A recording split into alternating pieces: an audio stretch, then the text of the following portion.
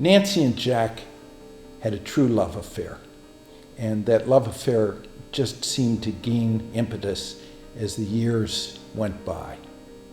They were good for each other. They loved each other. She was a wonderful wife, and looking on, it's a look-on thing, obviously. And she was a special person. You could tell that they were just meant to be together because you could just see the love they had for each other just by the way they dealt with each other, by the way they interacted with each other. You could just see the two of them just meshed like fingers fitting into a glove. The acts of love between the two of them, yes, they would giggle and they would joke and they would nod each other, but at the same time, they loved, their world revolved around the other one. The love that is inspiring, and they were friends. Clearly, with the issues that Nancy had from a health perspective, that had to have been a unique unifier, so to speak, because you talk about the courage that she had and what she went through, and Brother Jack obviously went through it with her. So both of them understood and appreciated every moment we have to breathe. She never complained. She had a lot she could complain about, but that was not the subject that she would want to talk about or bring to our attention. And she's had many, many health issues over the years, and she dealt with them courageously. Nancy was selected because she was the epitome of the word courage. The word courage means strength and character under the worst of circumstances. And it also means valor. And to me, Nancy was a woman of valor. She gave to everyone, asked nothing for herself, loved her family, loved her church, was very spiritual, loved her husband, and she never complained about what had happened to change every moment of her life when she became so ill. She just said, "It is what it is," and then moved on, and that was a remarkable thing about Nancy. She loved God so much, Nancy, and she was so filled with the grace of God that she lived a gracious life. She was giving other people grace, kindness, giving them always the benefit of the doubt. She was a strong woman. Anybody that knew her, she could suffer through pain with a smile. She was a really, really strong person. I certainly don't know the extent of the physical suffering she endured. I don't know of it because she had so much joy in her life amidst the pain. And I think that was just an abundance of the presence of God in her life. I remember my parents is that when they would walk in a room, they'd scan it and they'd be like, "All right, going to talk. How's your family? How's your daughter? How's your son? How are your parents?" They knew everything about everybody's life because they cared about them. And it was genuine. It was an absolute genuine concern for the people in their lives. He was very happy-go-lucky, understanding, lovable, sensitive to anyone's feelings. And he was... when you say Jack, it's a smile on your face. So, what's interesting is, as I've said, that we were roommates. He came out first, 10 minutes ahead of me. The one thing we were never able to figure out was whether he beat me or I pushed him. I'm not sure which it is. Harry would probably say I pushed him, but I think he beat me. Oh, he was at the top of his profession. Like I said, every lawyer trusted him. Everybody knew that his word was his bond. If he said something, that's the way it was going to be. He's at the top, okay? There are a lot of other good ones out there. But the point being, he's always willing to help. I mean, because there are certain areas that I would need his help, and I would get it. Lawyers would call him on a regular basis to pick his brain about issues they were having. And there were many of them that would do this. And he was very happy to help. He wasn't getting any benefit from it other than being of a help. That was his nature, to be helpful. And as a partner, he was spectacular. Jack's ability to get to the heart of a problem. He had both an accountant's and an attorney's mind, and he could get at the nub of the problem and solve that problem. And I think that was one thing that the YMCA, for instance, appreciated a great deal. I know we had a will done, and our attorney went to see Jack about the will because Jack knew more about it than he did. He was just so upbeat all the time, and he was, more than being interesting, he was interested. No matter what the subject was, Jack was interested in it and wanted to know more about it. And both Jack and Nancy, no matter what your station of life, they were interested in you and what was important to you and what you did, and those are just pleasant people to be around. You know, Jack's passion was people. He was all about people. You know, if you met him, you couldn't help but want to be friends with him. I know myself, if I would walk into a room, let's say I attended a bar association meeting, if I spotted Jack, I'd immediately gravitate towards him because I would know right off the bat, just standing there and conversing him was going to be a pleasant affair. He was just, I think he was just a magnet towards drawing people to him, and I think of Nancy in the same way. It was a treat. It really was. I mean, my dad, he was a character. I mean, that's the best way to describe it. He was a character, and he was a lot like my mom. I mean, he was the same way. I mean, he always, you know, the house was open to all of our friends. I mean, at any given moment, there could be 10 to 15 people in the house, and he enjoyed every single minute of it.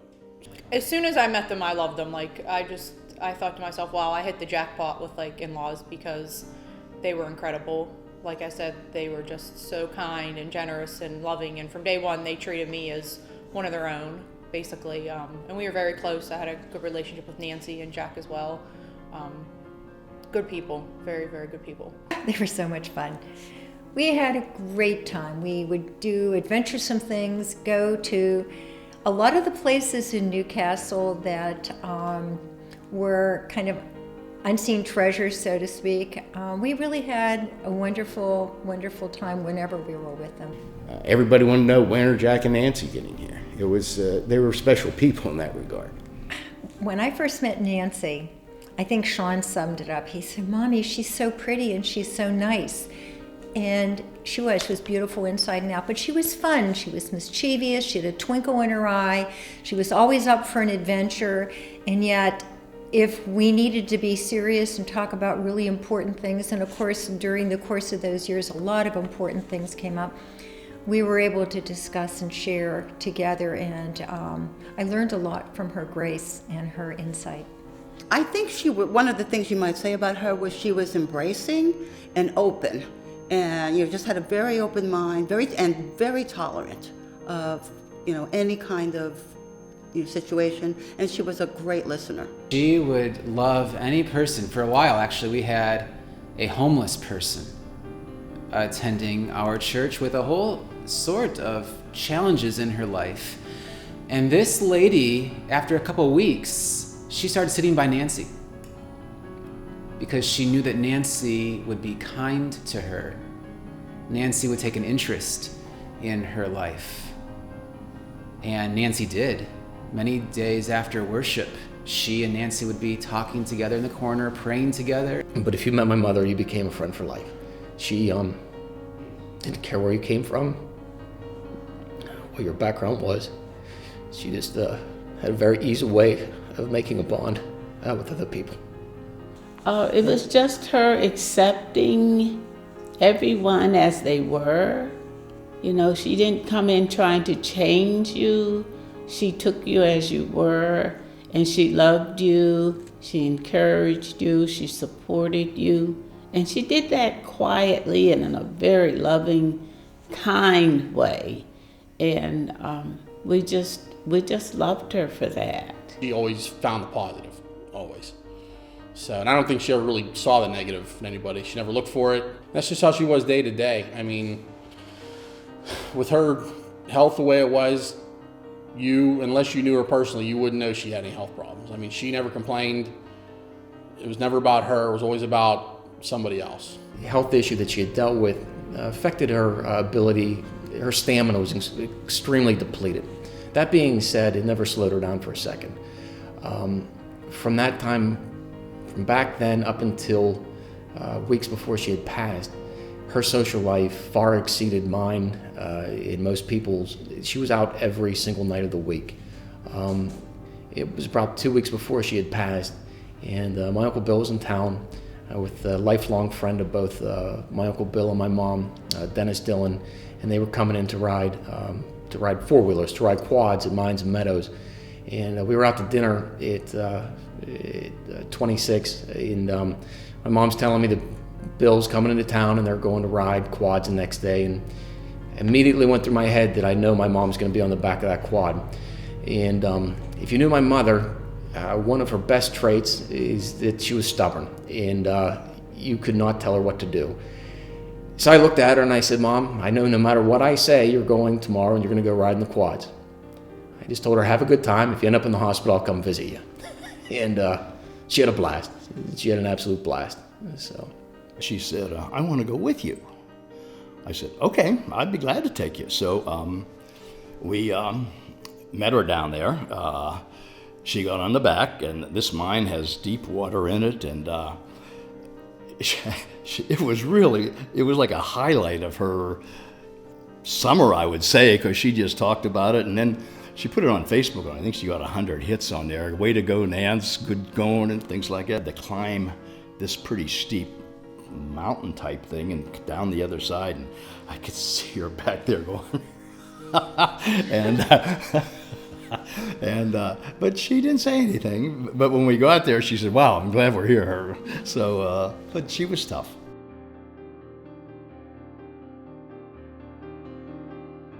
They were both out there, and in different things. I mean, she was active in the Diamond Girls, and he was so active with the Y and other things. So they went there. It was kind of a broader thing. It's like, you have ripples. He does this, and she does that, and then it's multiplies. I think that Jack and Nancy were so committed to the betterment and the good of Newcastle. You look at these, they could have made it. Jack Flannery could have made it big in the big cities. And here he committed his life and work to his hometown of Newcastle. That's very honorable. We grew up with it at the dinner table as children, because we would be hearing from our parents about what they were doing in the community, and between them they had the whole thing covered. So it sort of became ingrained from hearing about it that this is what we do and this is what we are. Dick Rentz Sr. would say that being active in the community, participating in organizations that help, is part of the dues, particularly when you've had things going pretty well for yourself. Now, I don't think Dick was thinking that I'm doing to pay dues, but that was the way he said it. But I think that's a good way of saying it. I don't think of it as it's his payback, but it is something that he said once that stuck with me. And that's the way my family has always been, on the way they do it. So I saw Jack's work in the Chamber of Commerce, the YMCA, his church, and Jack came from a family of givers. Jack's father and mother brought a history to Newcastle. Jack's mother was head of the YWCA. Jack's father was a community leader, probably was on the school board, was active in everything. And Jack inherited that. He was a perfect volunteer. He had no agenda. His agenda was for the greater good and to make sure the Y mission was always upheld. And he never strayed away from that. Not once in the 15 plus years I dealt with him. When Jack or Nancy spoke, they never spoke in a bombastic, I know best sort of way. However, when they spoke, people listened because of the affection for them, the trust, the respect for them and their opinions. I served for a long time with Jack on the Y board, and Jack didn't often speak, but when he spoke, it was important, and we listened. We listened because it was well thought out.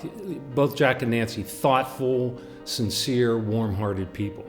There were times we were in disagreement. His conduct towards me, or towards anyone when he was being forceful, that will be an example I'll have with me for the rest of my life. I mean, he showed how you properly disagree. It's okay to disagree, but he just did it in such a way. He was always a gentleman, always a gentleman. Nancy became wholeheartedly involved with Diamond Girls. She wanted to be a part of it from the beginning. She became involved with the girls. Even before we had girls, she had a sense of what people in our community might need, and that this program might answer a question somewhere along the way of what to do with the growing up years of young girls. And she had some great answers. She also had a daughter, so she had that sense of what young women need. She always wanted to be a part of something that would allow her to give back, because I think she appreciated so much of what she had. You know, there was just she saw a need, and there were all of these girls that she could give love to, and that she could mentor and she could help them with, and it was really about how she could help people. That was it. We would always have to meet with our mentors at one point during our meetings, and either my mentor wouldn't be there, she'd come, and she'd leave early, or she just wouldn't be there at all. And so me and Nancy would always somehow come together at those meetings. And eventually there was one day where I was sitting there, I was like, I don't understand why I might as well just get a new mentor. She was like, I'll secretly be your mentor. I was like, okay. I was like, all right, let's do it. I was like, I won't tell anybody. And then eventually the next year, she was my official mentor. Meeting Nancy brought serenity, peace, and love for all people to us as a group. She was able to look at the girls and accept them as they were. She followed through with so many different things for us. And just the way she did it, we just love her for that. She was like a best friend, because I would talk to her about everything, and she would listen and give me advice. But she would never tell me her problems. But I feel like we always talked about me. But I loved her. She would always listen, and always give me advice. She meant the world to me because after every musical, Nancy would be there. She came to every single night. You would have 3 nights of a show, or even at the Playhouse, I would just be in ensemble and Aussie and whatever. And she would always be watching me. She was my biggest fan, and she kept me going. She pushed me. I knew that somebody was out there, rooting for me. Nancy and Jack's impact, I think, was the type of impact that gave to others a sense of humility, a sense of spirituality, a sense of the love of life and appreciation of life. And if I had to think of a legacy, I don't think there's any better legacy than their 3 children, who are remarkable adults. They were wonderful, fun kids with a great sense of spirit, just like Nancy and Jack, and yet they got the lessons. They are incredible people, and they have beautiful children, and that will be their legacy. He was a special person. He has 3 wonderful children, and Nancy and Jack have a lot to be proud of with their children and their grandchildren. So they've left a legacy for their kids.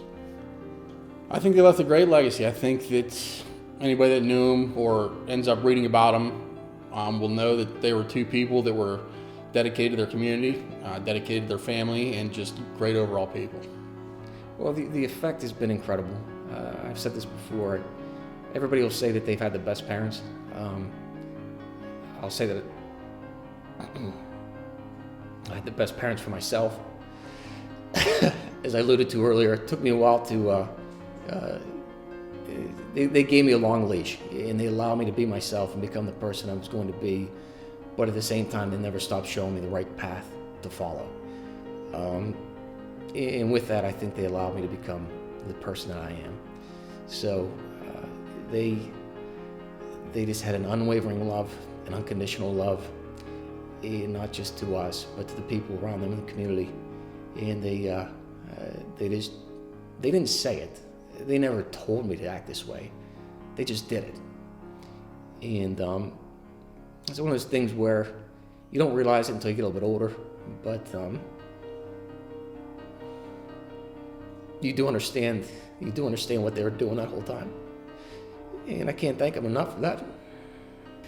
You know, if I could be half of who they are, I'd feel pretty proud of myself. I strive to be like them every day, but that's really, that's a pretty lofty goal, to be like them. Behind the scenes, they're fundamental building blocks of the community that the community's weaker without. No question, we are weaker without Jack and Nancy Flannery.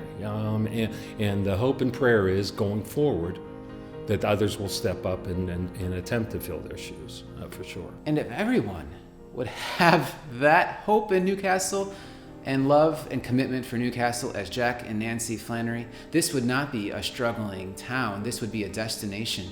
We need more Jack and Nancy Flannerys. That's what this community needs. Given that, we could go a long way.